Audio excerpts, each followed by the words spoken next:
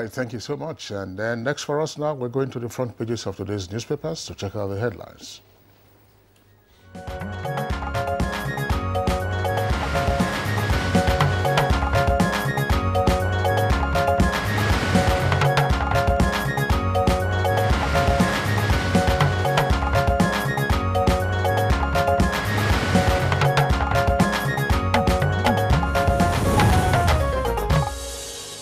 Our regular newspaper reviewer, Bayo Atoibe, is already with us this morning. Bayo, good morning. Morning, Rhoda. Morning, Kingsley, and good morning, Nigeria. Bayo, pleasure to have you with us this morning. Thank you. On the front pages of the papers that we have, there are stories on the economy. There are also stories on matters arising from the Dapchi abduction, plus, of course, INEC and elections. Let's begin with the Punch newspaper. Its lead story is a double-decker headline with 3 riders. Minister orders Inspector General relocation to Northeast, and UN flares girls' abduction. With 2 riders, NSCDC boss, that stands for Civil Defense, by the way, also directed to relocate to Northeast. Fishermen and farmers employed to search for Dapchi girls. And schoolgirls who escaped from Boko Haram recount ordeal. Details of these stories can be found on pages 7 and 38 of the Punch newspaper. Now, that story, it's also on the front page of the Blueprint, right at the bottom of the photograph on the front page. Is the second lead story, actually. And the photograph itself also shows the National Security Advisor and the commander, that's the theater commander of Operation Lafia Dole, Major General Nicholas Rogers. Nicholas, actually, who visited the governor of Yobe State along with other top military officers. You have that story there. That's, I would say the second lead story is not actually, it's at the strip of the front page. Dapchi relocate to Northeast, federal government tells police and civil defense bosses. That story is on page 5 in greater detail. All right, this day and the pilot is leading with different headlines, and it's that story. It's not even on the front page of these papers. But the Nigerian pilot leads this way. It says, Budget Defense Senate bars ministers and others from travels. Budget Defense Senate bars ministers and others from travel. It's a story that's on page 4 of the Nigerian pilot, and that's the lead story. Now, this day leads this way. It says, we're not expecting full support, says Oyegun, on opposition to tenure elongation. We are not expecting full support, says Oyegun, on tenure, opposition to tenure elongation. PDP with a rider there, your party's confusion exposes failure of Buhari's presidency. That's the lead story for this day. All right, Bayo, let's begin with the stories that Kingsley read earlier on the relocation. Yes, of course, the running stories about Dapchi. The Secretary General of the United Nations, Antonio Guterres, has advised that the 110 students should be released immediately. And he lamented that for the young women that were abducted to be an educational setting, which ought to have been safe for them, adds to the horror of the abduction.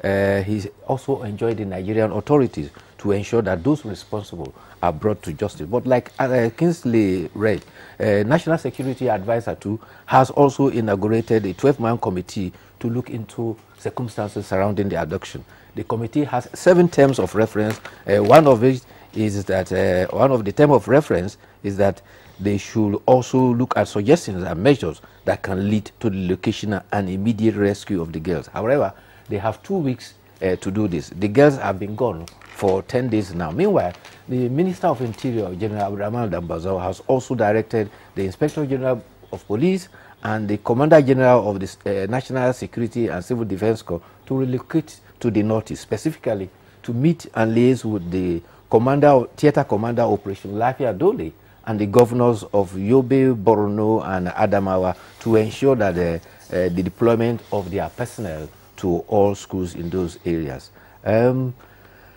This is to forestall further attack on other secondary schools. The Chief of Air Staff has also relocated to Maiduguri, particularly with the aim of coordinating the air operations for locating the girls. Kingsley read a story about employing fishermen, they say, to help locate the girls. You recall that about 2 weeks ago, the president was in Kaduna, where he inaugurated the intelligence reconnaissance drone of the Nigerian Air Force. That's right. If there were sufficient communication, at that time the girls were taken away from Dapchi, the Air Force could have been alerted, and even before they could have reached the Niger border, the reconnaissance drone could have trailed them where they were moving. That's right. So I think there is also an element of communication gap that had not enabled them to use the facilities we have on the ground to track these criminals. All right, Bayo, let's quickly take a look at other stories trending on the front pages of the dailies. Now, I'll go back to this day. This day, above the name plate, it says, ahead of SSCE Dapchi final year students to relocate to Nguru. And down it says, IMF with economic policies, Nigeria will muddle through in medium term. That's the story that's on page 48 of this day. Now, let's quickly move to the Nigerian pilot. Just at below the picture story there, new analysis, Peace Corps Nigeria dead on arrival. It's just below the picture story, Peace Corps of Nigeria dead on arrival. Those are the stories. There's a question mark on. Yeah, dead on arrival. Dead on arrival, okay. Right. Dead on arrival, and it's on page 2 of the Nigerian pilots. And also at the foot of the paper, a couple of stories. There says member countries on rescue mission for the Lake Chad Basin. Kogi Assembly wants Fulani heads count. And Dixon, Governor Dixon of Bayelsa State there on page 5 says we've got 7.8 billion naira in our coffers. Those are the stories we have. Well, let me, Bayo, let me go to the front page of the Punch. The story on the Peace Corps. You have 3 composite photographs on the front page of the Punch, and there's a single caption connecting all 3. And it says, members of the Osun State Peace Corps during an intercessory prayer session tagged, God can still do it, following President Muhammadu Buhari's withholding of assent to the Nigeria Peace Corps bill, and this took place on Wednesday. Of course, President Buhari has declined yes, he has declined his assent to the bill, and unless the National Assembly vetoes, you know, overrides his veto, then certainly the Peace Corps will be dead on arrival. But there are questions. You know, how, before you became a legal entity, how was it possible to have recruited these many members? You also see them in their vests. Apparently, these are like uniforms. And you remember they had an altercation at some point with the police. Because the police were saying that they were conducting themselves in a manner that was not allowed by law. And the other concerns that have been raised is that this was proposed as a voluntary thing for Peace Corps, as a private agency. But by the time the bill went to the National Assembly, it had gone beyond that, and they were proposing even funds from government to fund it. And not only that, at the level of recruitment, persons have come out that they were paying sums of money to be recruited. Yeah. And for certain positions and certain ranks, you have to pay some quantum of money. Well, this portends danger for a security outfit that was in the making. And this is why one of the reasons that many people are not very comfortable with it. All right, Bayo, very quickly, they talked about INEC and elections. That's the second lead story on the front page of the blueprint. It says INEC unveils polls dates for 36 years. And with a rider, I can't be intimidated. Yakubu is INEC chairman. That story is also there above the nameplate of the Punch newspaper.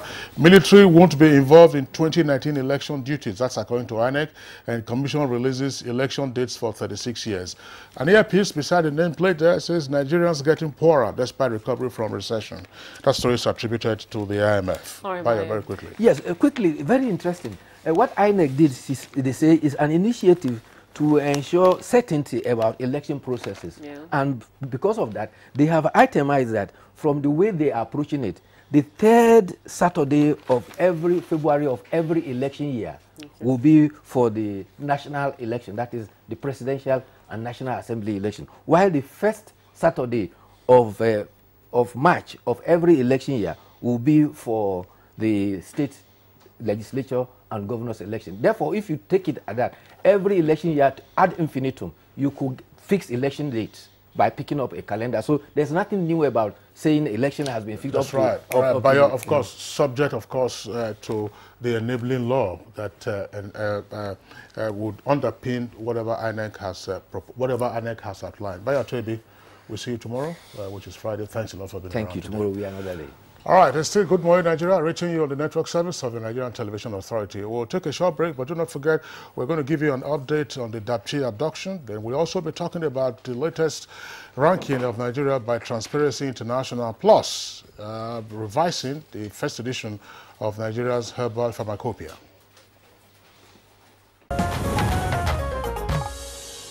All right, now you're welcome back, and still Good Morning Nigeria, reaching you on the network service of the Nigerian Television Authority. Now, as the search continues for the 110 girls kidnapped at Government Girls Science and Technical College, Dapchi, the federal government has maintained its resolve to find and rescue the girls. Our correspondent, Mohammed Habin Surogo, was in Dapchi and brought in this report.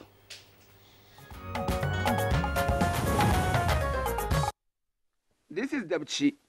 More than a week since the abduction of its schoolgirls, the community is uniting to experiment various ways to achieve the safe release of the girls. Prayers is one. Every day since the abduction, the community meet in a platform outside the town to pray for the students' safe return. The parents come together as a body too, engaging governments, journalists, and the people of goodwill to pray for the release of their girls. This is even as intense military deployments are going on to intensify the search for the girls. Dapchi town is calm. Live activities are going on in good spirit. This does not apply to the parents of the affected girls though. Many of them are inconsolable with the grief. Manuga Lawal had 3 daughters in that Government Girls Science and Technical College, Dapchi. 3 days before the attack on the school, he went to collect one of the daughters who happened to be sick. While at the school, he had elaborate photo sessions with all the girls. He told me he never took pictures with any of his 3 girls before. When the abduction happened, one of his girls was taken. The other escaped home. He has been going through those pictures he took like they are scriptures. You know, this is the one I'm missing. This is the one that is captured? That's captured. Indeed, sad. Hamis Rogo now joins us live here in the studio this morning to give us further details. Rogo, first of all, what's your experience getting to Dapchi? What's the terrain like, and when you got there, what was the mood like? Well, there are a lot of stories to be told, Rhoda. I have been to the place previously. In fact, I went back to Dapchi, that means at least 3 weeks after I had been to that place. You see, it's an open grassland. Okay. Where you can have a wide view of the whole area, uninterrupted view of the whole area from all parts, in fact, all part of Northeast. But then, the place, it has a veneer of calmness, of quietude. But believe me, it is not so much so. I will relate an experience. While we were coming back from Dapchi, not when we were going, we ran into a body of army. In a scorching sun, over 40 degrees centigrade, they were lying down with their arms, over 400, over maybe 100 of them. We had to beat a hasty retreat with our tails between our legs. You know, we almost tumbled. So, as we are going, the report was coming on that there is a contingent of Boko Haram trying to cross over in that open grassland because they have a mapped path. Route which they follow. Yeah. So the army were trying to ambush them. So they get the wind that these people were going to pass through. And in actual fact, they were able to detonate 2 bombs there, 2 IEDs. You know, these improvised in that place. From the distance we went to, to save ourselves from trouble, we can hear the sound of the detonation, yeah. Bam. And there was this pathetic story that 2 days before, a planman saw this IED buried, maybe as they were going around grazing. So he took it, and incidentally, 3 of them died. So that was the story. So the place may look calm, it may look open, and it may even look inviting because it is, like I always say, it's fabulously wealthy. When you go, you have a picture of livestock, cattle, small ruminants, goats, sheep, and you will see pictures, alluring pictures of hearts and other things like that. But it's not, believe me, it is not as simplistic as it seems. But by the time you got there, what was the mood like? Well, you see, let me categorize the mood. for the parents, because I've been able to meet with the parents, like I said, they are inconsolable.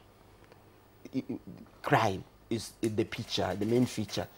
Trying to hold their tears, and this is mostly aggravated when people come to sympathize with them, to talk. You will find that the people who come to visit will be shedding tears, and the parents will be shedding tears. Sometimes you run short of shedding tears yourself.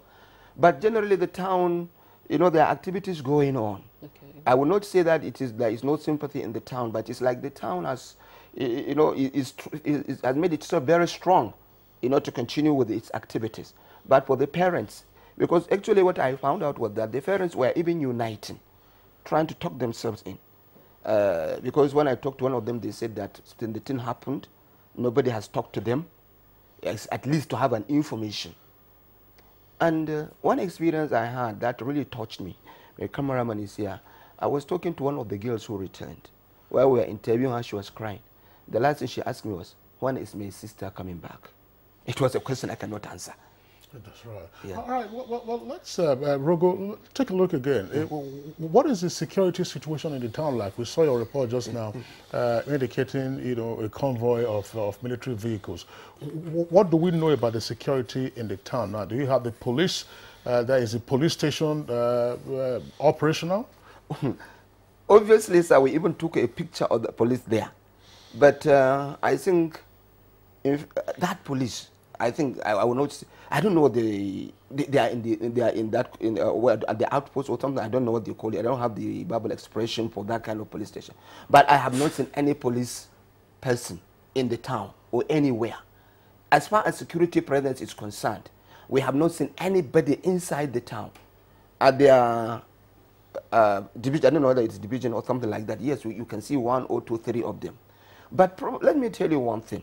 In relation to the number of police people that we see, they cannot tackle the kind of firepower and violence with which these people came to the town. I have not seen them, but the people were relating the story of them. So it is not like there is no security. And if, without being overbearing, you see, over the years, I told you I have been passing through that areas. I have known the areas because there was peace and other things like that. Because that area around where Dapchi is an area that has been most affected by Boko Haram in Yobe State. Apart from an area like Ungulani, Gujiba, which is on the other side, this place from Babamutin, Dapchi round to Gaidam. These have been areas that have been mostly affected by Boko Haram. But we have a lull. But because of the lull, probably there's a complacency, security complacency is setting in. So we do not see the kind of security presence we are supposed to see.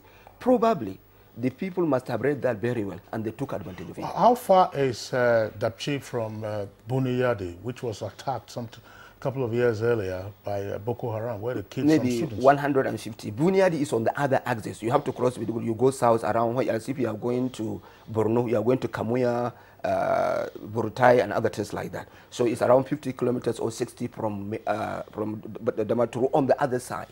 Dapchi is on the left-hand side if you are coming to Damaturu. So you are going to pass through Babamutin, from Babamutin you are going to Dapchi.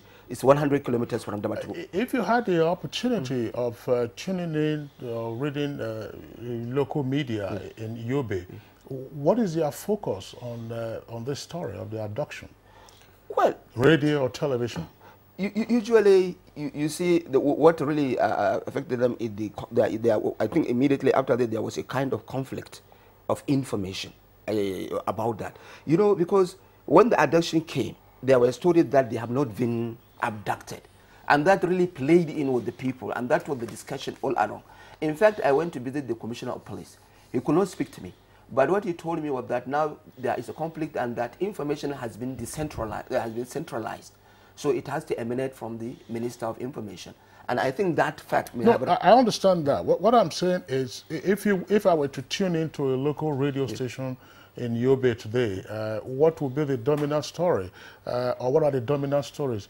Is the Dapchi abduction being played up? Are there discussion programs that they're having by way of psychosocial counseling and all of that? Yes. Well, okay. Now that much I would not say. All right. That much I would not say. It would be arrogant of me to say that. But obviously the general discussion is how to find the girls, and that how we're going to affect the girls. Rugo, just one last question for you before we let you go.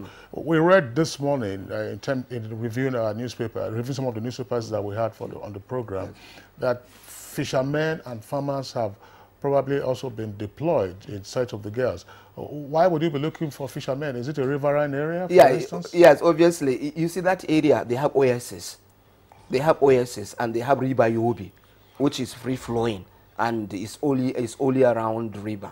Okay. And it leads to so many other areas. And along the Niger area, because they have proximity with the Niger Republic, from that axis, you can go to Niger Republic. So, brother, you are trying to... we're out of time. How many hours from Dapchi to the Niger border? Well, it was just barely 1 hour. All right. All right, thank you very much, Amis Sorogo, there for giving us an update on the Dapchi, on Good Morning Nigeria today. Hopefully, maybe one of these days we'll have you back again to give us more update. All right, thank you very much. Now we'll go to our second item for discussion, and of course, that's on the Transparency International rating. Reactions to the recent rating of Nigeria on Transparency International Corruption Perception Index are still ongoing as Nigerians continue to give their assessments. And to set the tone for our discussion this morning, here is Victor Azu with this background report.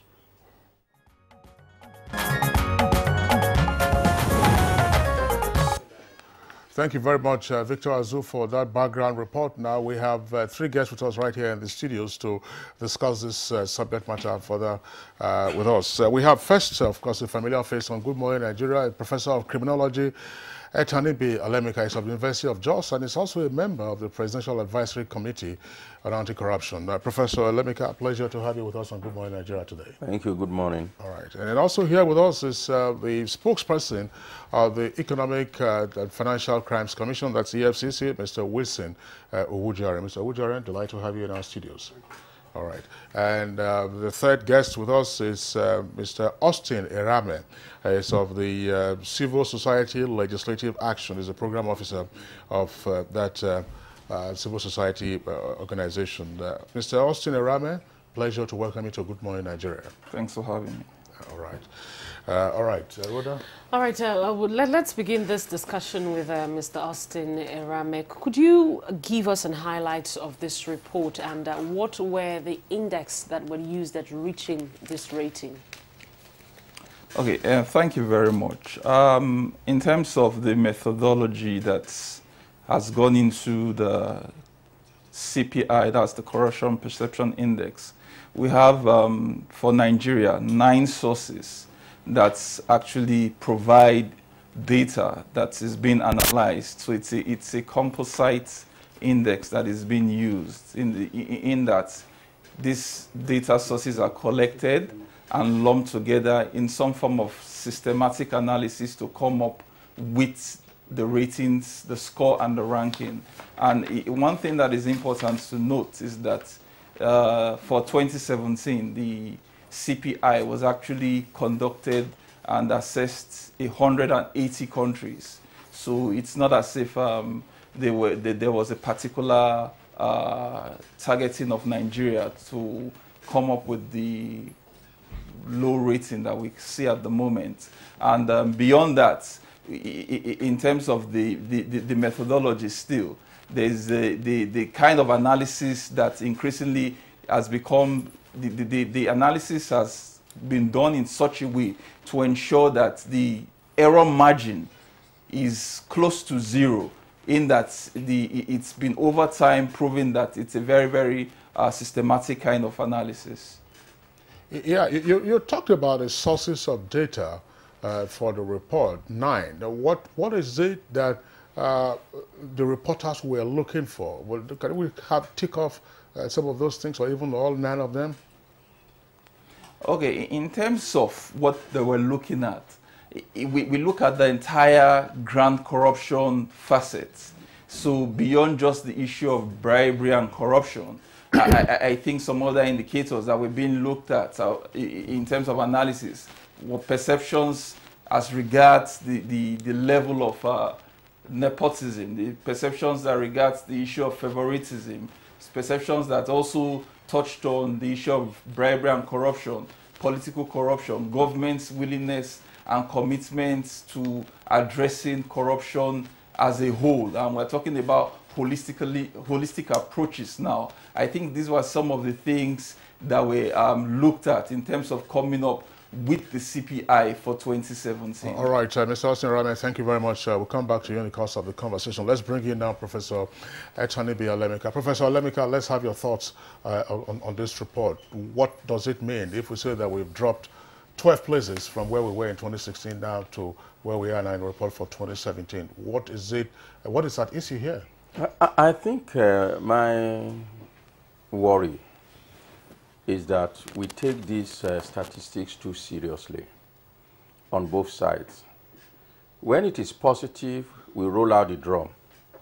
When it's negative, we are very sad. If you study the methodology for these things, they do not warrant the kind of celebration or sadness that they tend to generate. As Austin said, these are, for 2017, for example, overall 13 sources were used.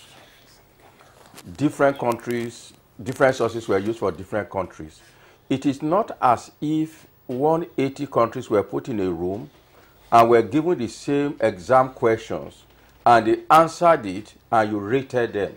They were used on bit and bit of data that were not the same for different countries. And I think we need to get this right.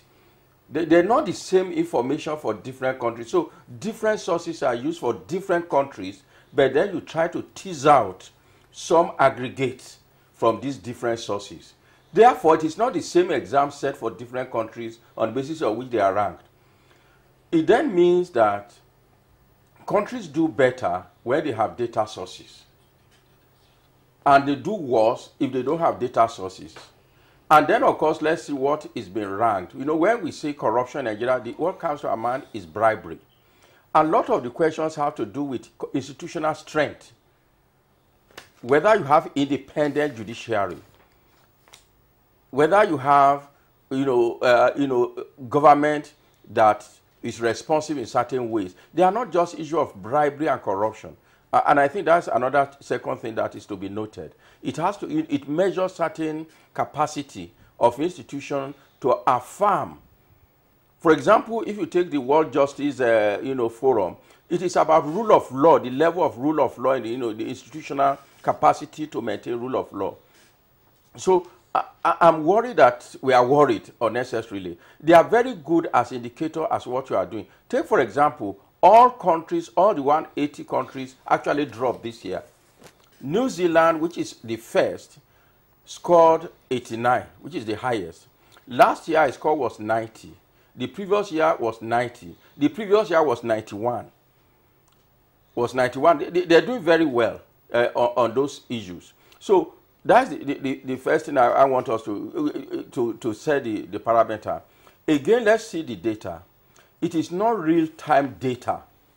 It's not real-time data. Many of this information that are captured in 2017 were actually collected in 2015. Because some of the reports are reports for 2016 of agencies for data that were collected in 2015. So most of the data used for 2017 report were actually collected between 2015 and 2016. So it's not a real-time data. So it is not enough to say 6 months ago we did this, and therefore we expect it to reflect. So that would be my background, that we need to understand what CPI is. It's a perception. It's not a behavior. From whom did they get this information? Again, we said about surveys. Those surveys do not ask the same question. They do not frame them in the same way. They try to get an idea, similar idea of what it is. So that is the background. In terms of what it drops, I think CPI has assumed larger than life value. And therefore, countries rely on it as an index. And so if you do well on it, you hope to get some kind of benefit out of it, especially because the survey is about business people's perception. And it is about public sector corruption. So if you do well, you expect to get benefit. If you don't do well, you should be sad that it may affect investment. I think that, for me, this is the value. All right, thank you very much, Professor Alemike. Let's get the views of Mr. Wilson Owajo, and he's the spokesperson for EFCC. Now, the government has come out to outrightly reject this report. And of course, it says that this report is not based on the fact that is on ground. I want to ask you, what were the successes recorded in our anti-corruption fight that you think were not reported or were not part of the assessment for this report? Thank you very much. I think the whole furore about this CPI index that was released by Transparency International is the observation by many stakeholders that it does not reflect the objective situation in Nigeria as of today. If you look at it critically, look at the work of the anti-corruption agencies, not necessarily the EFCC alone, or ICPC, Code of Conduct, and others, in the last 2 years, you will agree with me that there has been consistent improvement compared to what we have witnessed in the country previously. I will speak specifically for the EFCC. In terms of the quantum of assets that we have recovered in the last 2 years, I don't think we had that record previously. Just about 2 weeks ago, the Commission announced that we recorded over 700 billion in terms of assets recovered in 1 year. That was not reflected in this CPI that was released by Transparency International. If you also look at the record of convictions that EFCC and other agencies have recorded in 2 years, in 2017 alone, we had 189 convictions. And 2016, it was even more than that. That is also not reflected. If you look at the kind of activities that we have carried out in terms of prevention mandate, sensitizing the public and other stakeholders to embrace the fight against corruption, which is also one of the issues that international bodies look at when they are measuring corruption indices. That also was not captured. And just last month in Addis Ababa, all African leaders came together and made our president an anti-corruption champion in Africa. I think that was a validation of the work that we are doing in Nigeria, fighting corruption, which means that the continent recognizes that this country has seriously been tackling these malaise over the last 2 years. But this survey by Transparency International did not reflect the work that we have done. And that is why people are criticizing the rating of the country. It's not as if we don't believe that TI is a reputable organization internationally in doing this job, but the methodology they employ, I think it has been criticized. And if you look at, if you read it critically, the opinion is based on experts and business people. And those experts and business people are not domiciled in this country. And if you want to look at my house, you want to see whether my house is clean, I think you should interview people who have visited me and people who interact with me daily. But when you get the opinion of the economics magazine in London and other people that probably are getting their views from open source, people who have not even visited this country in 2 years, and use that as a measure of the effectiveness of the anti-corruption fight in Nigeria, I think you are doing a disservice to the country. But I'm not completely discountenancing the report of the TI. I believe that what we should do, wherever it is that they have come up with a report that we're not performing very well, we should look at it and see how we can improve on it. But that is also not saying that we approve completely of their methodology. Thank you very much, Mr. Wujare. Again, let's pause you there and then bring in Austin Arame back into the conversation. Mr. Austin Arame, let's, of course, you can hear from our two guests here that the report doesn't reflect the reality, but the report is actually on CPI, it's on perception, not on reality. Is there something that we can learn from this in terms of perception and reality of corruption in Nigeria, or the fight against corruption? How then do we translate the reality of the fight against corruption into a proper or more beneficial perception of the anti-corruption position of the country? Okay, maybe as a launch pad for this section of the conversation is just to say that in as much as we've rightly identified that the CPI still remains a perception, we must, however, understand that perceptions have a great role they play in informing decision-making and investments. Prof was right when he talked about institution strengthening, and strengthening of institutions has been one of the cardinal areas of advocacy for us, to say that, look, in as much as the fight against corruption is on, there remains the need for all agencies to ensure that at the very base level, they put their acts together and be in unison in addressing the issue of corruption. So we've seen situations whereby, for instance, investments have been redirected to other countries that the CPI has seemingly favored. And in as much as those that provide the sources for the CPI are not residents in the country, they've been able to come up with their own perception, because they really do business. They interact with the country in one form or the other. I give you an instance like the World Economic Forum, for instance, which actually is one of the sources for the 2017 CPI. This is a forum where we also go to, and where we also make presentations and interact with business minds of thought and leaders of government. So it's very critical that we do not just discountenance the whole report and the perception index as it were. What remains is that as a unit, we are all working towards the same goal, and that's ridding the country of corruption. And what we must also understand is that when you listen to narratives, for instance, in as much as they are countering each other, you want to ask yourself if at the end of the day it's towards one government or one goal we are all working, because you always have the anti and the pro narratives. But at the base of it, we believe that all hands must be together. All hands must be working to be seen to be addressing the issue of corruption. In as much as the anti-corruption agencies report that they are doing this much, they are ensuring that corruption is tackled. All right, Rame, let's pause here in the meantime. Bring back Wisin Abuja, the spokesperson for the EFCC, before we get back to Professor Alemika. Professor Alemika made a point, and he says, look, the way sometimes we react to reports of this nature often will put us in some difficult challenge, namely that when the report is positive, then we roll out the drums in terms of celebration. And when the report is negative, as we have in this particular instance, then, of course, it turns out that everyone is sad. What's your reaction to that? I mean, is it that because the report is unfavorable now that, you know, we are all rejecting it? If it were positive, what would have been our reaction? Well, the way to respond to that is to give you an analogy.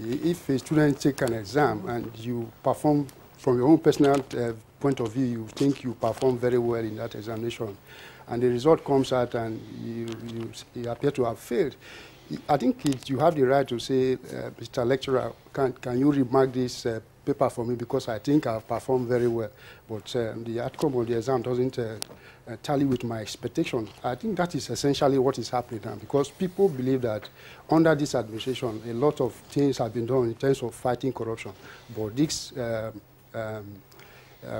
ranking does not reflect the reality in the country. It's a valid expectation for all. It's not to say that we are completely rejecting the report of TI. Like I said initially, TI is respected the world over, so we can't simply dismiss the ranking. It is important that we look at it, because if you look at the 9 points that they use in the index, it's only on one that we witness 17 points decline.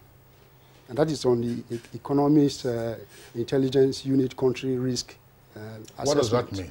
It look at the financial exposure of the country. Essentially, it's not about corruption per se, but analysis of the financial system and the risk involved in transaction in the country.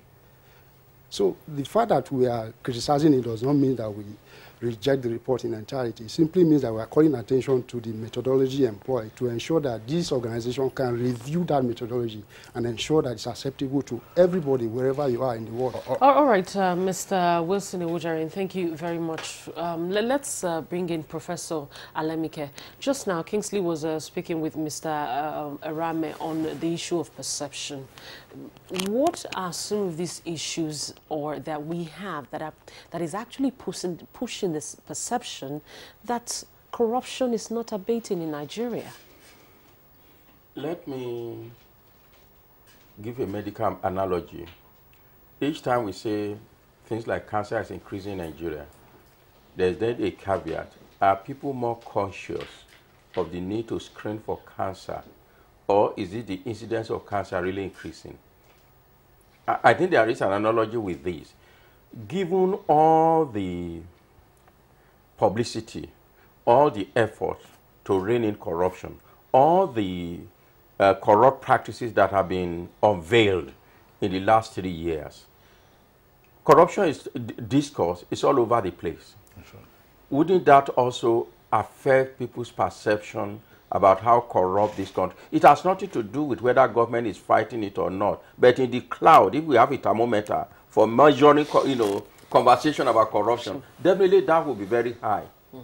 So even success in the fight in itself can generate a perception of high corrupt practices and the magnitude of corruption.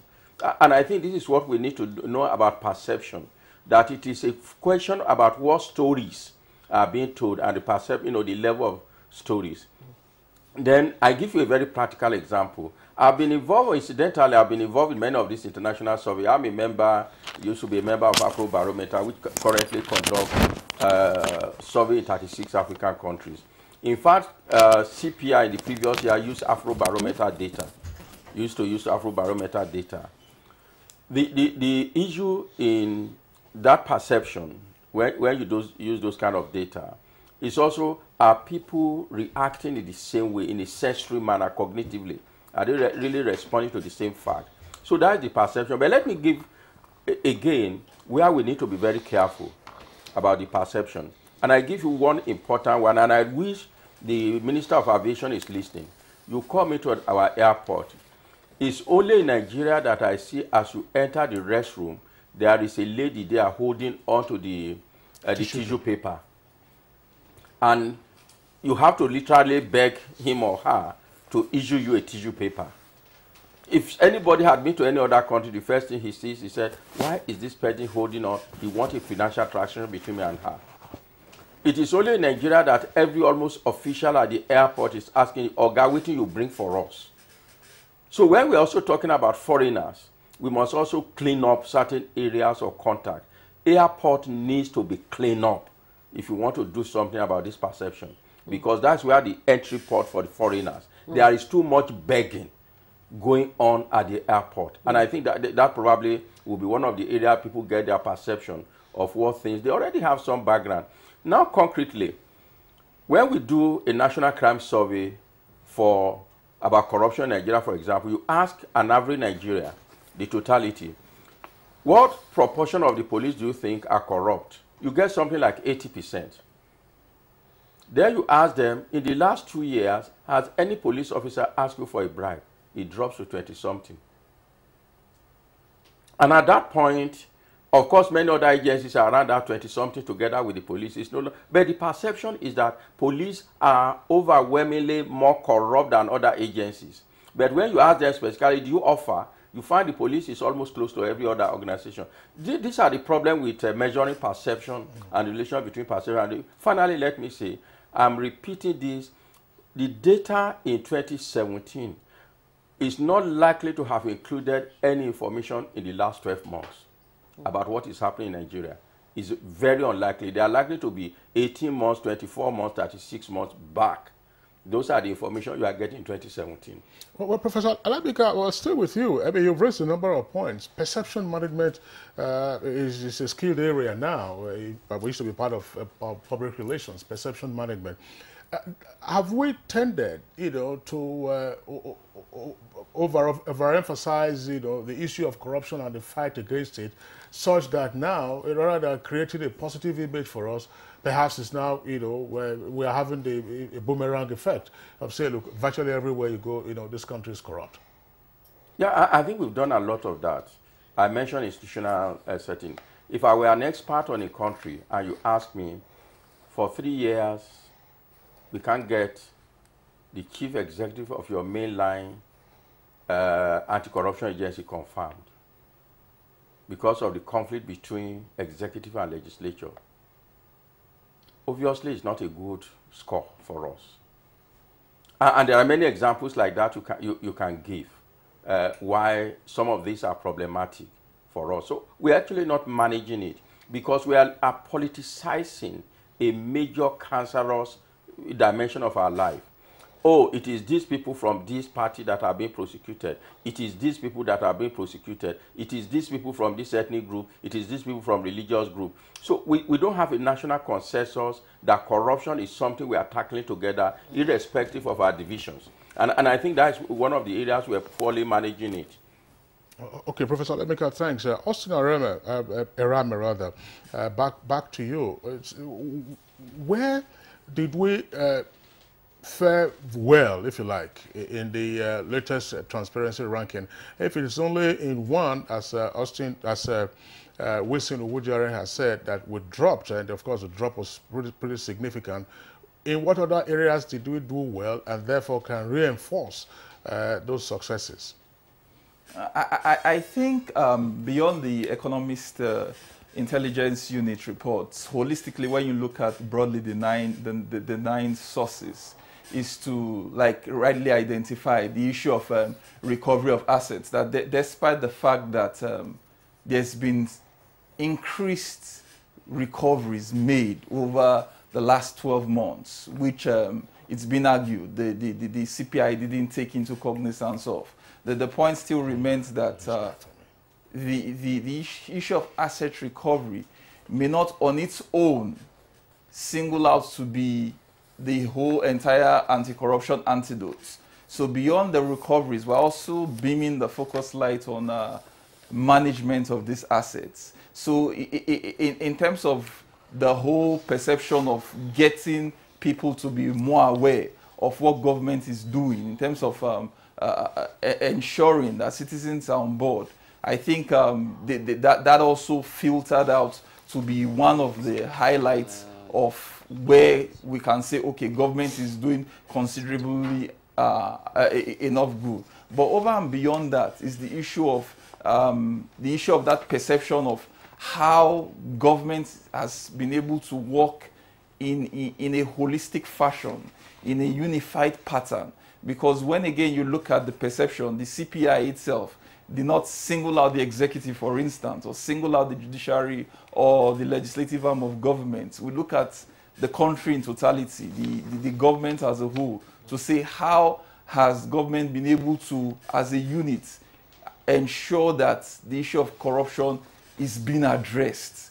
So that may also be responsible for the kind of ratings and scorings that we are getting. In terms of ensuring at the international community, the responses that we've also been able to get, I think government has also been able to commit to some of those international instruments. I was going to ask you, Mr. Erame, how does the judicial process of trying suspected persons play out in this report?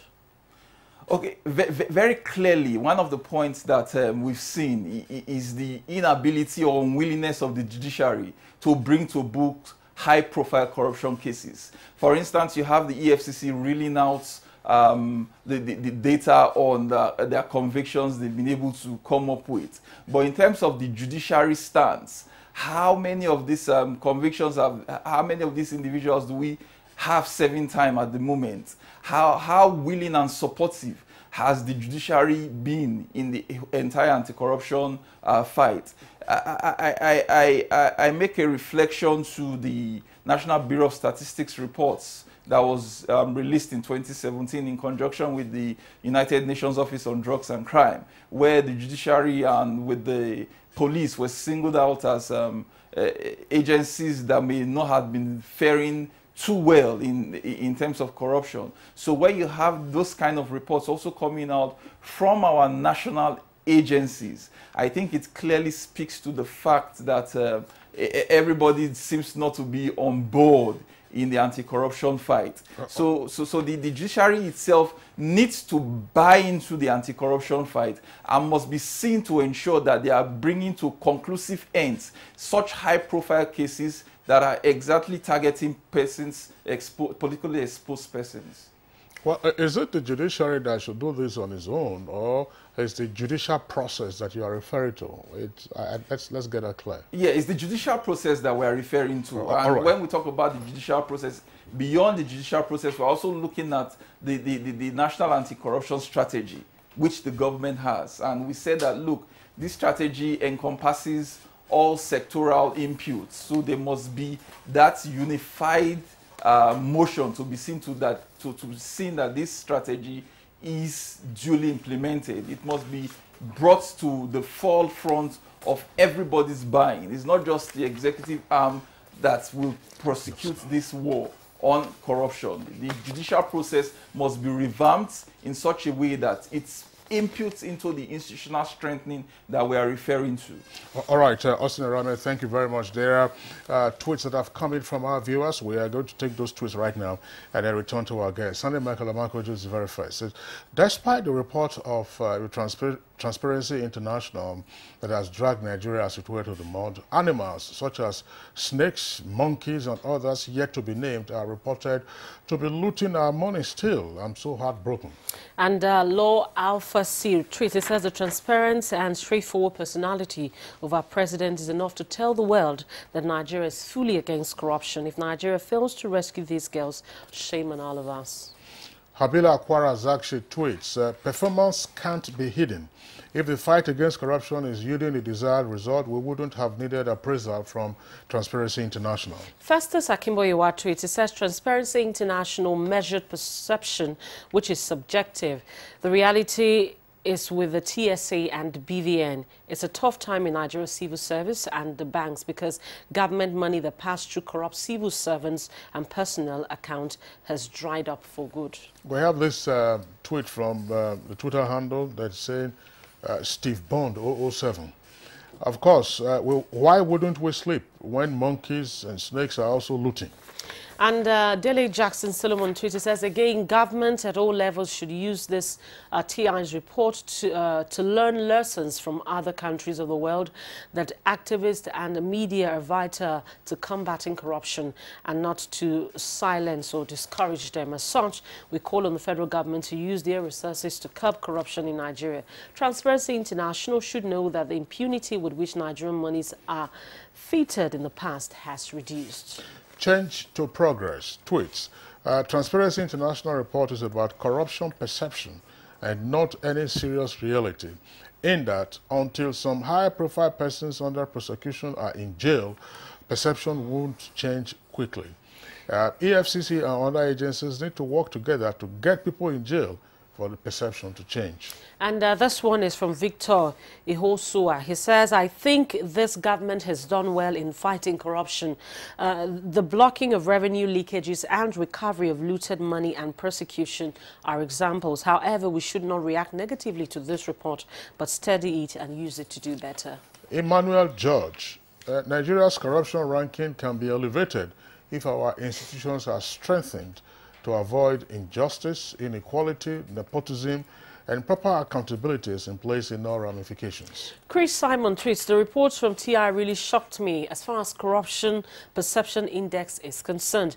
My question is, what is anti-graft war doing? This one is from a Twitter handle, Enugu class captain. EFCC only gets conviction of ordinary Nigerians. Top officials always walk away free. It's all media trial and no substance. And Chris Simon tweets, he says, if we don't clean up the mess now, our target of becoming one of the world's leading economies by 2020 is just a mirage. Corruption kills the nation's economy. All right, now those are the tweets that we have in the meantime. Wilson Wujara, let's bring you again into this conversation. Earlier you talked about the various measures and steps that anti-corruption agencies are taking, and how perhaps all of this may not, have been reflected, or indeed have not been reflected in the report. Perhaps going forward we'll also have that. But some of the tweets are also talking about extant matters that have been in the public space, with regard to either stories of corruption or perception that there are perhaps discriminatory, if you like, dispositions with regard to individuals who have been perceived to be corrupt. What's your reaction? Well, there's nothing like discrimination when you come to law enforcement. We work based on evidence. If you have the evidence to prosecute somebody, you go ahead and prosecute. But when you don't have the evidence, you cannot speculate. The ordinary person on the street can speculate. People can speculate on social media. But for us in the EFCC, it goes beyond speculation. We work with concrete evidence. And if you believe that, if you know of anybody who is corrupt as a Nigerian, you have an obligation under the law to report. And that is what I always tell people when they make this kind of comments. The work is not for EFCC alone or for ICPSA alone. Ordinary citizens have an obligation on the law, under the law, to also fight corruption. And that is the reason why they came up with this whistleblower policy, which also enables you to also make some money if you are able to report. So it's a war for all of us. But we don't discriminate. Somebody mentioned the fact that we have not been able to achieve high-profile conviction in some of the cases. Yes, I agree with that, because the situation you find in the court is that to achieve successful prosecution of politically exposed person is a Herculean task, because they have access to huge resources which they deploy not to get justice but to stall proceedings in court. We have cases that have been lingering for 10 years without headway, not because we don't have the will to prosecute, but because of the obstacles that are there. You are a lawyer, I'm sure you are conversant with the situation of Nigerian courts. It's not a tea party. All right, Wilson, thank you very much. Professor Alemika, Nigeria, over the decades, has grappled with weak institutions. And in the arena of the fight against corruption, this is one point that has always been said, that, look, we have to revamp our institutions. In light of what the government is doing, including, of course, your committee and the revival of various other institutions, what do we need? There are probably no quick fixes, so let me not ask you what are the low-hanging fruits. What do we need to do in terms of rebuilding our institutions and strengthening them and ensuring that indeed they do survive to dispense justice, to ensure transparency and accountability? Thank you. I think what Wilson had just said is very important about conviction of high-profile people, because some of the questions, if you study some of the questions you use, like the World Justice Forum, most of these questions are things like, how likely will a corrupt person be convicted through the legal process? Those are the kind of questions you have. So if those questions, and of course, I think almost all of us as citizens will say, if you are a rich person, it's very unlikely you'll be convicted. That puts you down. It's just to note the kind of questions that are on these index and why we didn't do very well. And that brings to institution, but more especially, I think we have some difficulty in the kinds of systems that we use. Say federalism, for example. When people talk about federalism, I've had the ridiculous word called true federalism. I don't know whether there is a fake or false federalism. What I know is that you have a federalism that is either with a strong center, a federalism with a weak center, and it is a continuum. There is none of them that is fake or true. But when people want to do what is wrong, they tell you that the federal has no responsibility, even checking it. Many of these perceptions, for example, everybody responding now is at federal level. Corruption occurs in the villages, in local governments, and in the state. Is there any agency at the state level fighting corruption that is equivalent of EFCC? Is there any equivalent at the local government? Is there a state governor like Buhari fighting corruption within his state, and how many of them? So again, we need to see these institutional weaknesses, even the structure of government we have. So you find at the federal, there is this push. But most of the problems at the state and local government level, in which the authorities at those levels are not, a judgment has just been obtained that EFCC cannot get into a state. I knew that, there was an attempt to, prevent ICPC, Kingsley, you are aware, in the early phase of it until, of course, luckily the Supreme Court said, in line of the provision is Chapter 2, that says the state has a responsibility to abolish corruption, ICPC can work across the state. So that's one of the problems with the institution. Then you come to, even at the same level of government, you say separation of power. It doesn't mean three ravaging powers at the federal level. That means to be independent means judiciary must fight executive, executive must fight legislature. That is not the intention of separation of power. They are functional separations. They are not separation of government. Government is never separated. But in our own thinking, in our own perverse thinking in Nigeria, if you are head of any of these institutions, you think you have that kind of independence. You are not independent in that context. It's one government. The federal government is one government. So I think what we need to do in strengthening those institutions is begin to rethink what are the intentions, how are these institutions exercised in other places. Yeah, but Professor Lemika, just before we wrap up, I would like you still to speak on perhaps how we can deal with petty corruption. In other words, in terms of institutions, if any individual were to walk into a government department and you desire a particular service, what is the guarantee that you can get that service without gratification, without undue delay? You can get the service transparently. Those petty corruption, those are the things ultimately when you aggregate them, tend to balloon the misperception of our being corrupt. Is there something that we can do at that micro-institutional level to deal with petty corruption? Yes, a couple of them. We need to simplify our processes. Very often our processes are too long and brings us into contact with too many people. The technology is there now. If we begin to automate and then, of course, ensure that some of these forms are completed without getting in touch with anybody, that will reduce it. A lot of course, supervision is important. Most of the time, people are just, I think it's like we've divided, into sphere of abuse. So everyone has a little kingdom.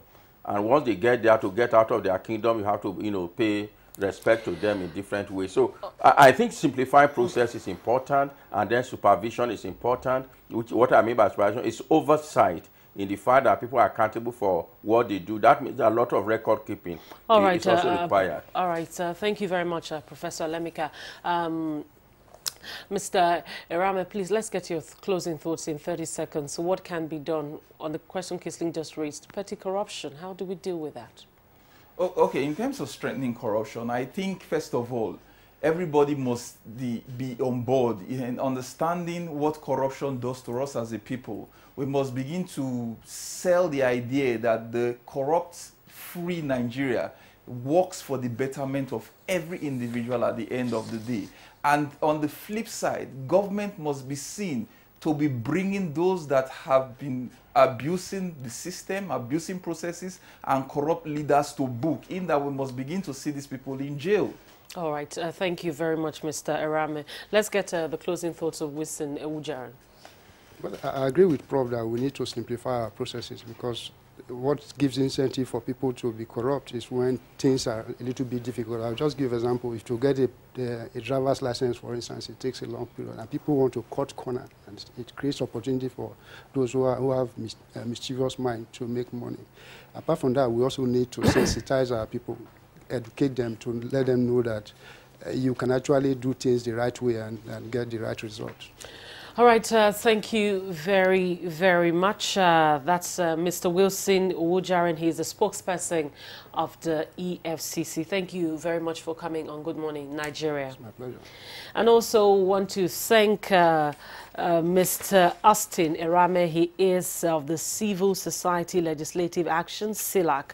Thank you for joining us on the program this morning. Thank you so much. And finally, we'll also love to thank a regular on the program. That's a professor of criminology, Etanabi Alemika, member of the Presidential Advisory Committee on Anti-Corruption.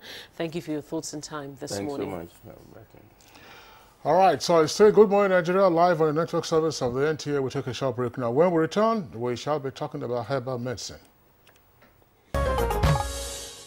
All right, you're welcome back, and it's still Good Morning Nigeria. And just as Kingsley indicated earlier, we're looking at the use, the demand for herbal medicine, and we have our guest in the studio already. But as the demand for and the use of herbal medicine continues to grow amongst Nigerians, the Federal Ministry of Health has inaugurated a 16-man expert committee for the review of the first edition of the Nigeria Herbal Pharmacopoeia. Well, now, this is part of efforts to strengthen the research, production and use, as well as development of herbal and traditional medicines for the management and treatment of diseases in the country. All right, now we have with us here two guests in the studios to take a look at this latest development. First, we would like to welcome Professor McDonald Idu, who is a professor of phytomedicine at the University of Benin and the former Vice Chancellor of Benson Idahosa University, also in Benin City, Edo State. He was, Professor Idu, a member of the Presidential Committee on the Commercialization of Herbal Medicine in Nigeria. Professor Idu, pleasure to have you on Good Morning Nigeria. And also we have joined us here in the studio Zainab Ujudut Sharif. She is the Deputy Director and Head of Traditional Medicine, Federal Ministry of Health. Quincy referred to her as the Chief Herbalist of the Ministry of Health. Zainab is a pharmacist, a medical plant expert and author. It's our pleasure to have you going us on Good Morning Nigeria. Good morning. All right, let's begin from the policy end of the guests, you know, who are here with us, the Deputy Director. What is this review all about, and what is it that you'll be inquiring into, and who will be the target participants? It's good to know that the first review, the first edition, which was published 2008, it's the first edition of Herbal Pharmacopoeia. When you talk of Herbal Pharmacopoeia, you're talking about monographs of medicinal plants. I'm sure Prof will talk the details. Collection of plants that have been identified with scientific evidences. And in them, so far, the first edition addressed 42 medicinal plants in Nigeria. 22 are indigenous, very indigenous, and the 18 are domesticated, and 2 are not too common. So with this, we have been able to see the last published 2008. And you know, there's a sudden resurgence in the need for herbal medicine. We are looking the other way. We are going back to nature. And we can only get this from medicinal plants. And there is a need for us to have scientific evidences, for us to have quality standards in getting the products. And for you to have quality standards, just like it is done all over the world, we need to have a pharmacopoeia. That is the need that we need to review this one. And that is the purpose of inaugurating this latest committee 2 days ago by the Permanent Secretary of the Federal Ministry of Health, Mr. Clement Owaifu. All right, let's get now over to Professor McDonald Idu. What is this review going to be looking at? As we also like you to speak to the state of herbal medicine in Nigeria now. Of course, the review will be ongoing, but then what particularly and who are the people going to be involved in this review? Well, the review will be taking a look at different standards that have been identified and laid out. This is to be able to bring together the scientific issues that have been raised in the laboratories here. And we expect that regulatory bodies should be able to use this information. We are looking at a situation where NAFDAC should be able to look at the information and use it as a guide to, you know, approving products for the traditional medicine practitioners. We are also looking at areas where the traditional medicine practitioners use this information for their formulations and, you know, dosages and seeing the side effects if there are any. And primarily, we expect this document to be able to project to every user of plant information that are relevant, for their basic health. How long do you expect the work of the committee to last, and who is on board on the committee? Do you have, for instance, NAFDAC as a member of the committee, and then who else is on? Professor Iwu is the chairman. Which Professor Iwu? Professor That's somebody Iwu, of INEC? Maurice Iwu. All yes, right. I am from INEC chair. He's a renowned scientist in the area of medicinal plants. Of course, we have Professor Lujoba. We have representative from NAFDAC, from NIPRI, from SON. We are bringing in as a Standard Organization of Nigeria, and NAMDA. Yeah. And we have, we have other scientists, who are on board. How long is the committee supposed to work for? And yesterday, after the meeting in the technical session, we looked at it, because so far we have 37 monographs to be looked at and cleaned up, and then additional 42 medicinal plants coming on board. So if you look at 42 plus 39, that's giving you 79 medicinal plants to be cleaned up first. Then the next step is to see how we can add new monographs of medicinal plants. That will give them, yesterday we were able to look 1 year. By next year, March, we should have a clean copy of the reviewed list. I just want to add that the importance of this, in addition to regulation, it gives you, in the area of diversification of medicinal plants, a lot has been said, but we need to know, even in agriculture, you are talking of value chain. Medicinal plants is a classic example of where you can diversify in terms of agriculture and in terms of generating revenue. Why do we say that?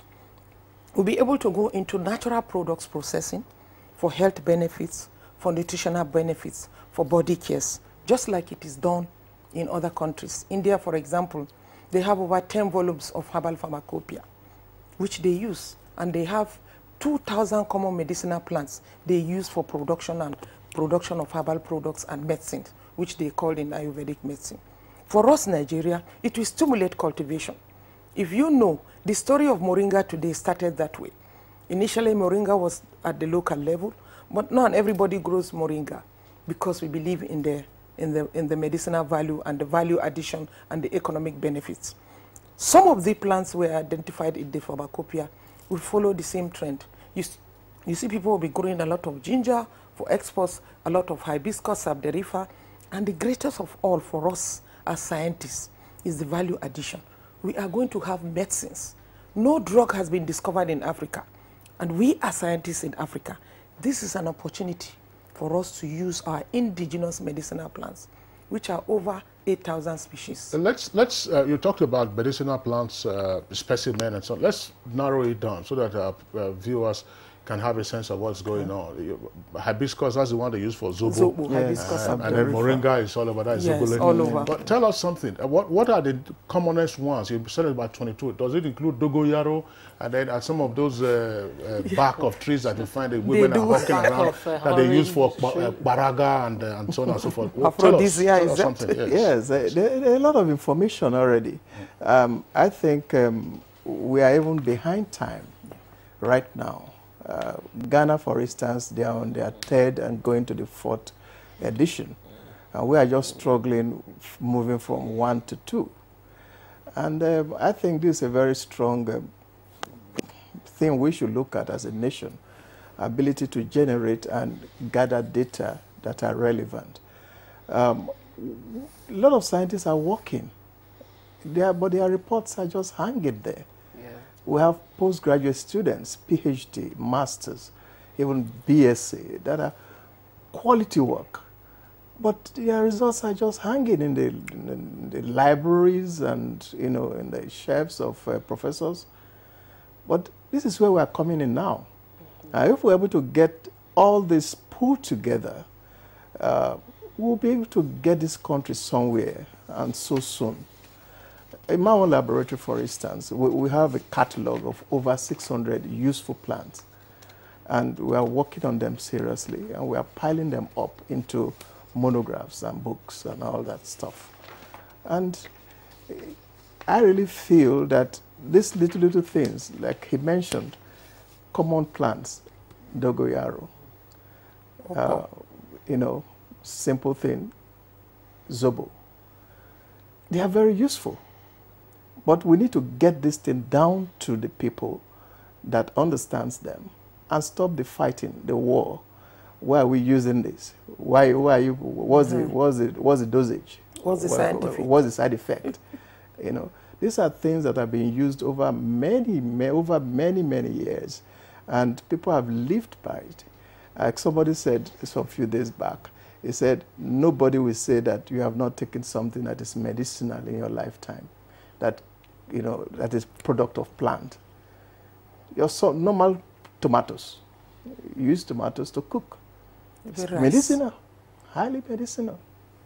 Well, ultimately, where would this lead to? If we have the Nigerian herbal pharmacopoeia, what would this lead to? Will it lead to a bridging of herbal medicine practice and Western Orthodox medical practice, or each of them will continue to, you know, progress along their parallel lines? Okay. All right. We may wish to understand that the world is going into integrative medicine. Integrative medicine is the way to go. And that means looking at the orthodox and also the other, what we call CAM, complementary and alternative medicine. If we don't do that, healthcare will never improve. Vis-a-vis, primary healthcare. We are able to have this, to produce drugs in the herbal medicine form. And we need to recall that even the orthodox drugs today, 40% of them were from plant origin. It's a way for Africans, I'm more concerned about Africans, to be able to know our plants and be able to stimulate, like the research Prof is doing, to have more drugs for the benefit of our people in the management of chronic ailments.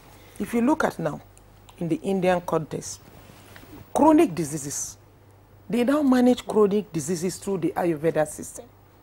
At times when you are over with the orthodox, there are instances you need to bring in, and that is what integrative medicine is. What are those diseases, for example? Diabetes is an example.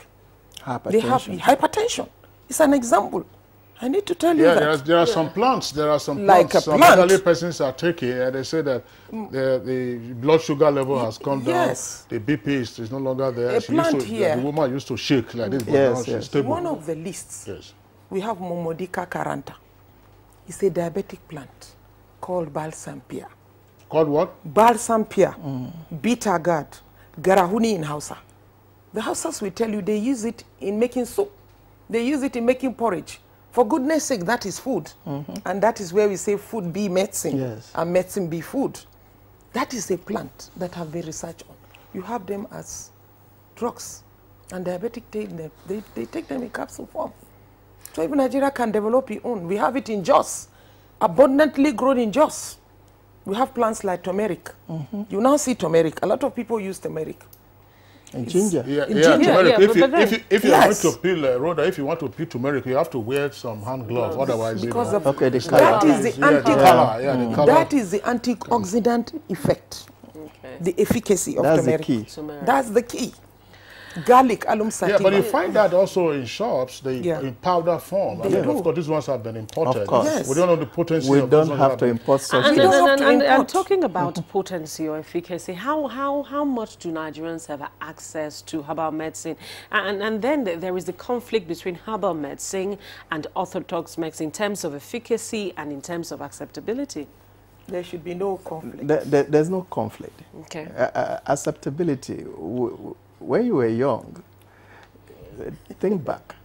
When you had that malaria or something, what happened? You go to the market. Your mom went to the market, bought some things, put them together, pulled them through, and said, "Oh, that's it." And acceptability. We are in Africa. We all know that we are close to nature. And being close to nature means that we interact with nature. So accepting it is not a problem. I think that we should really release ourselves from what I call mental slavery. I'm sorry, I had to go that deep. To believe that whatever thing that comes from Africa is evil, or is bad. It's not. I believe that we can clean up that which we have, and everybody can really appreciate it. And I think we've started. But I think that there's still... Professor Rhoda, just wondering, both Professor Idu and Ajia Zainab, ultimately, how do we prevent abuse? Because if somebody says a particular plant is medicinal, our frequent recourse to self-medication in this country is a major challenge. Yes. So if you say that, let me just give you an example. I'm not an expert, so don't rely on this. If you say turmeric is good for X, Y, Z, then the next day the guy goes to the market, buys 1,000 naira worth of turmeric, and then then you have complications. So how do we regulate or deal with potential abuse after you have this the updated pharmacopoeia published? Information. Let me maybe come from the angle of policy. The Federal Ministry of Health. We still have the traditional medicine policy, and currently we are about the bill for the control regulation. Control. That alternative and traditional medicine council bill will be in place, just like we have dental, where the practitioners will be regulated. But having said that, even drugs are abused. We are talking of antibiotic resistance now. The world is now looking into natural products to replace antibiotics that are commonly abused. So with advocacy that we are doing now, and when the law comes in place for regulating of herbal practitioners or even scientists, I don't even want to say only herbal practitioners, because we now have a curriculum. We are proposing. Nigeria is left behind. In Ghana, they have BSc degree in herbal medicine. Scientists are going in and there. So we are proposing, and all the universities are about to go into that.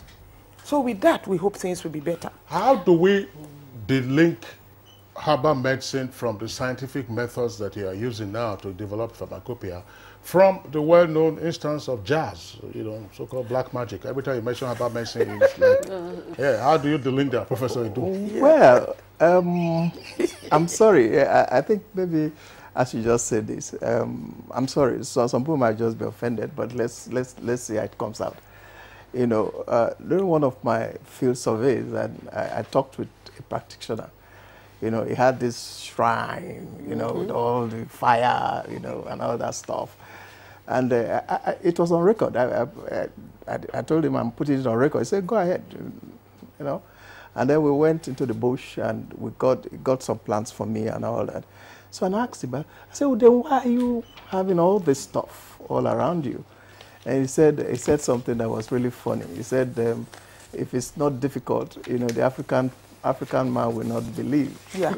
So they have to do some. Yeah, they have to do some extra some drama in it. Put it. But the key word here is that plant works. Exactly. But the point is, that's fine. But some persons will say, as you just talked about the shrine, if they don't throw, in Benin they will call it Gwega, throw it like this. That's where they will be chanting and chanting. So do you chant? I don't chant. I believe in plants. The science of that gives me back to say that all our grannies, they had the science, but they could not explain. Okay. When I ask you, who taught you how to eat egusi soup? You will not have an answer for me. There was a power, an intuition given to maybe a woman who now used the seed of egusi to make soup. What is important is that is why we are having the pharmacopoeia. There will be no chanting in pharmacopoeia. It's identified, scientifically proven, and can be scientifically used. Purely for the purpose of health and economic benefit. All right, thank you very much, Zainab Ujudud Sharif. Let's quickly take the reactions from our viewers. And the first one is from Law Alpha C. Says, every Nigerian has a measure of herbs and concoction in their bodies inserted by their forefathers to serve varying purposes. The federal government has to wade into the proliferation of herbal medicine, and they need practitioners and other legislations to control their services. Clifford, I'll go and see. Tweet. It says herbal medicine has been well integrated into the healthcare systems of many countries. What is the national situation report? Why are we suddenly now perceiving the resurgence in this space when traditional medicine has been on the cards since Olikoye Ransom Kuti days as the former Minister of Health? Now, refer to his handover note, please. Meanwhile, Who is the owner of the NHP? Is it the Federal Ministry of Health, the National Institute for Pharmaceutical Research and Development, or who?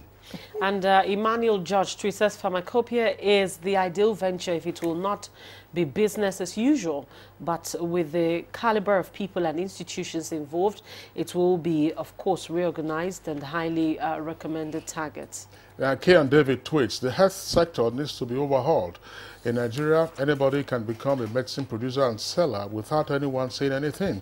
This is a dangerous trend that must be addressed with all seriousness. And Festus Akimboyewa tweets, says since many Nigerians are using herbal medicines, standards, regulation and enforcement should be strengthened to protect the health of all Nigerians using herbal medicine. Well, it's on that note we want to say a very big thank you to our guests for coming on the program, and I would love to thank Professor MacDonald Idu, a professor of phytomedicine, University of Benin, and former Vice Chancellor Benson Idahosa University. Thank you for coming on Good Morning Nigeria. Thank you. And also a very big thank you to Zainab Ojudut Sharif, Deputy Director and Head of Traditional Medicine, Federal Ministry of Health. She's a pharmacist. Thank you for coming on Good Morning Nigeria. Thank you very much. All right, let's go over now to our sports desk to check out some stories. Chizoba Emafule scored the only goal at the 77th minute for the table toppers Plateau United when they hosted Enugu Rangers at the New Jos Stadium. In other matches, Lubi Stars secured a 1-0 victory over third-place Akwa United. A 30-minute goal from Austin Ogunye was also the only goal that separated the two sides. The result put Plateau United in first place on the league table with 18 points, with Kano Pillars coming closely behind in second place with 17 points. In other results, Sunshine Stars of Akure saw off last season's league title contenders and continental representatives MFM FC in a 2-1 defeat at the Akure Township Stadium. The Olukoya boys, who currently sit 13th on the log, are 5 points adrift league leaders, Plateau United. Now let's join the Nigerian Meteorological Agency for the weather outlook for the rest of today. Hello, thank you for staying tuned to the weather forecast from the Nigerian Meteorological Agency. I am Paul Ogba. Last week, a couple of rainfall activities were reported in parts of the north like Abuja, Kano, and even as far as Sokoto State. But is this to say that the rainy season has started fully? The answer is no, as present conditions suggest a return to drier conditions, with the north expected to be in sunny and partly cloudy conditions during the morning and afternoon hours. The belt of rainfall activities has shifted south, with probability of thunderstorms over the coastal areas of the southeast and part of Benin and Ijebu-Ode, while the inland cities of the southwest are expected to be cloudy. Please stand by now for our maximum temperature forecast.